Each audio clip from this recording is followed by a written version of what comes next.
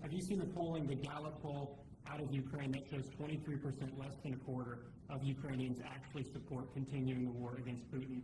We saw the European leaders come here and try to say the world is united for the war effort, but Ukrainians have war fatigue themselves. I don't blame them.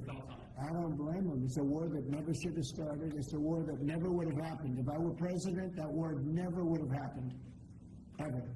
It's a disgrace that that war happened. And they're losing anywhere from 5,000 to 8,000 people a week on that war, which is the worst since the Second World War. That's a war that should have never happened. Would have never happened. And it didn't happen for 4 years. When I was here, it didn't happen. Go ahead. Have you considered cutting funding, even promises made by the Biden administration? Well, we're not spending any money on the war. You know, we're being paid for everything we said. Unlike Biden, he gave them $350 billion. And it was shocking. We're not spending any money on the war. The war is being funded by NATO. And NATO is buying our equipment. In fact, I don't want to make money on that war. I don't want to.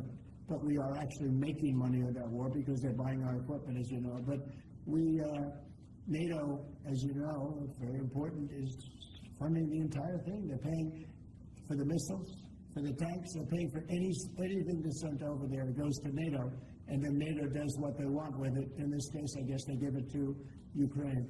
It's a very sad war. It's a war that never should have happened.